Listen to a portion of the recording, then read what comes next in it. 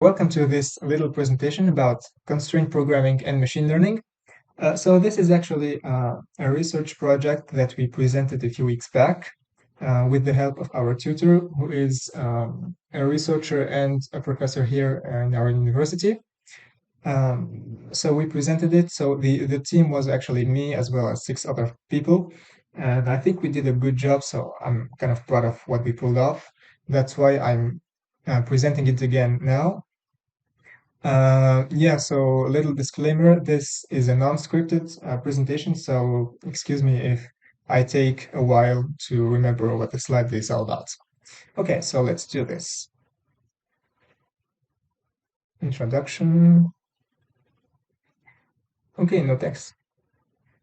Yeah, that's not my part. Yeah, so in order to understand what we did, we need to understand two main things. So machine learning and constraint programming. So machine learning is the art of feeding your computer some data, and your computer will actually create a predictive model and will predict the numbers you need it to predict in the future. That's basically what machine learning is. Sorry. So this slide just tells us about the three main types of machine learning. There's reinforcement learning, which is like telling your computer whether or not it did a great job at doing something or just answering some question. It could be like telling a Tesla car whether or not it did a great job at driving through the streets, I think. Unsupervised learning is when you deal with unlabeled data. Unlabeled data is data that is um, unlabeled. So it could be raw data, like, for example, coordinates. And supervised learning is dealing with data that is labeled. So it could be animals, it could be money, it could be, I don't know, anything else, anything that is categorized, basically. Okay, so like I said, it's the process of learning with training labels. So this is a small animation to kind of understand how machine learning works. So we can see that the training phase is done and the computer knows how to sort the cat, which belongs to the mammals family. The outline, so the technical background, we kind of talked about machine learning. We need to talk about constraint programming. Then we're going to talk about research methodology, so how we proceeded in order to do what we did. Then the implementation, which is the technical part of the methodology. And at the end, we have a little conclusion. Constraint programming. So let me just skip these slides. Yeah, so constraint programming is the art of satisfying multiple constraints that you have. So you have a goal. In this animation, in this problem, the goal is to avoid wasting time. So it's gaining time. The job shop scheduling problem is a problem of scheduling a bunch of activities in order to maximize, to avoid wasting time and to optimize the overall process. But in general, it's just a bunch of constraints that you have to obey to in order to, yeah, like here it's minimize the make span, but it could be anything in order to reach a goal. So Minizink, what is Minizink? It's the default programming language for constraint programming. So we have three main type of files. We have the .mzn file, which is the problem itself. We have the dzn file, which is the data. And when we combine the two, we have the instance, which is a combination of the two. So that's really what it is. Machine learning, I think we already covered that. MLPs, okay, neural networks. That's actually the model we used in order to train our computer. And yeah, so here we talk about the multi-layer perceptron. Okay, so this is just technical stuff, so we don't really need it. Research methodology. Okay, so I talked about the MZN and the DZN files. So the idea behind this project is actually to predict. So we have a bunch of files, we have a bunch of instances, and we want to run them through a solver. And this solver consists of 8 different configurations. and we want to train the model in order to predict the best configuration for an instance that it never saw. So for a new instance. So the first step is to actually generate the files, the FZN files. So like I said, we have to combine the DZN and the MZN files. But we had like 400 or 500 files, so doing them one by one manually would take a very, very long time. So we automated the process using a script, a bash script. Then we used Docker, and then machine learning. Oh, oops. Yeah. And then the results. So this is just the methodology. So yeah, the implementation part is when I'm going to explain all what we saw in details.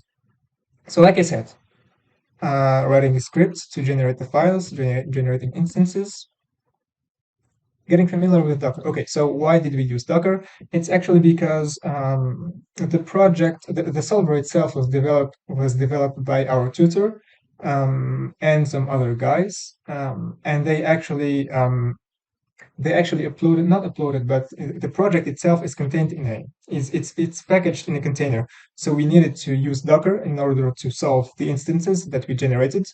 So this is the line of code that we used. We can see here in blue, it's the timeout.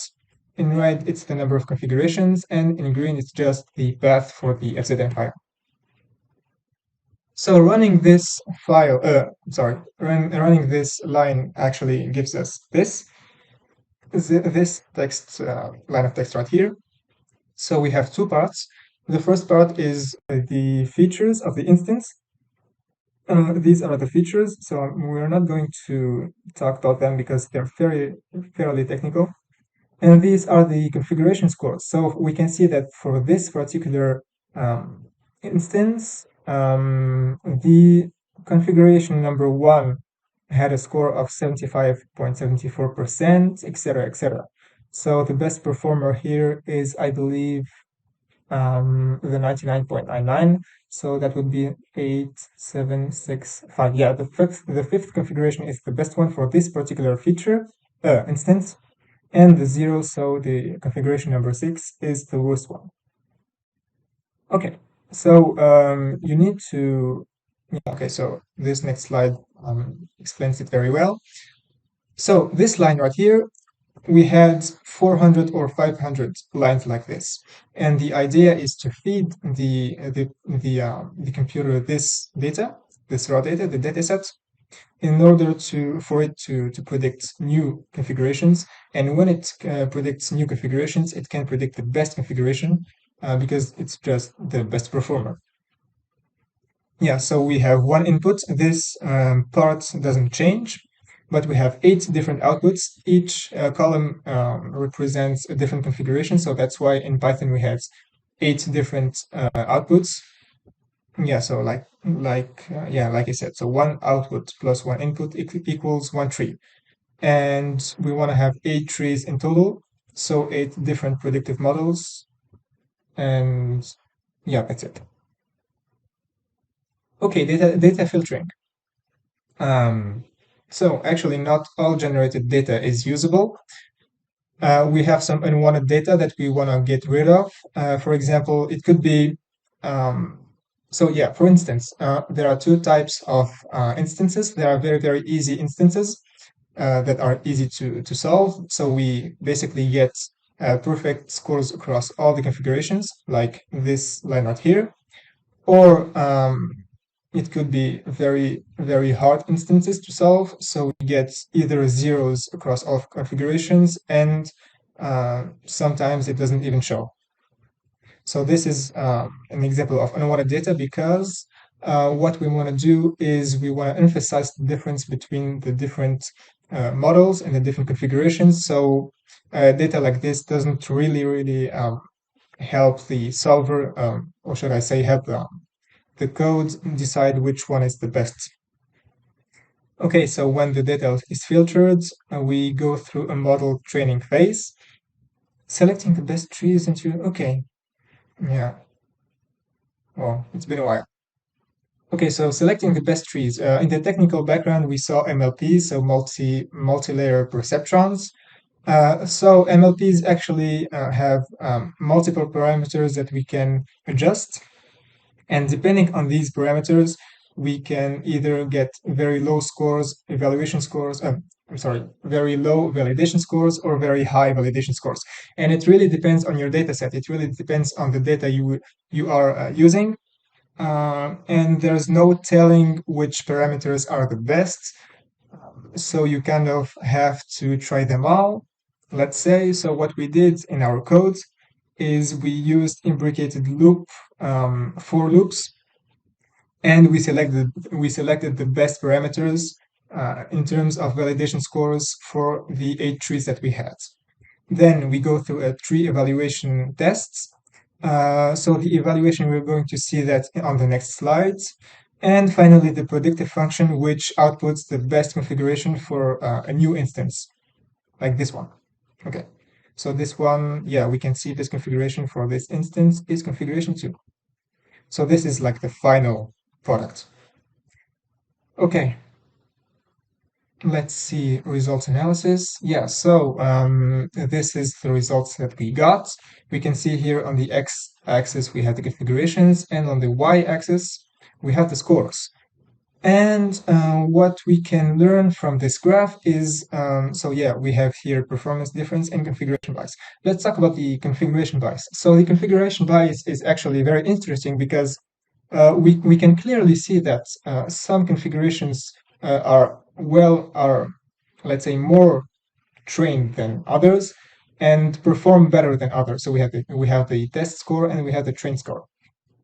This is very, very weird. We have a configuration that displays the score that is better than its train score. This is very, very rare, but okay. Same thing here for configuration 1, but configuration 1 does very, very poorly. So we're not going to talk about that. So basically, we can see that some configurations work very, very well with the instances that we generated, like this one, like configuration 6 and configuration 7, but other configurations don't work very well, like configuration 1 and 2. And this is because the dataset that we used is based on the generated files, the generated SDN files, and the generated SDN files are not homogeneous. So we basically had 300 seconds timeout for each instance, and these instances are very, very hard to solve, as we were told by our tutor. So it's very likely that some configurations will perform better than others because the dataset is not homogeneous. So it's very likely that some configuration let's say, some instances prefer some configurations over others. Yeah, that's why we have difference in performance. The conclusion, yeah, I'm not going to talk about all these things. Implementation, predicting best mode. Yeah, so the problems encountered. I like this picture. Yeah, so we had a few problems with the Docker platform because our university didn't want us to use Docker on the university machine, so we had to use them on our own computers. We had to have Ubuntu as well, and I did have Ubuntu, and one other friend did also, but not all of us. So we had to use my computer and the other friend's computer. And the solver itself, like the project itself, that is contained in Docker, used a lot of resources. So we basically needed to condemn 2 PCs, as you can see here in the picture. Uh, it's very, very, very resource hungry. So we needed to use a fan to cool them down. Also, we needed to work separately because some of us weren't even in the university when we presented the projects, and we had different schedules. Contribution, yeah. We were very autonomous. Yeah, so we learned a lot. Obviously, we now know a lot more about machine learning that we did a few weeks back. Scikit-learn, it's actually a library used in Python for machine learning. Coding in Bash, yeah, because generating the FZN files as well as collecting the data required some skills in Bash in order to automate the processes. So yeah, we had to learn that. Technical background implementation. Yeah, I think we're done. Yep. Learning. Yeah. So this is yeah. This is the first slide. Okay. So we're done. Okay. Thank you, everyone. I hope you weren't very lost, and I hope you enjoyed this little presentation. And yeah, that's all.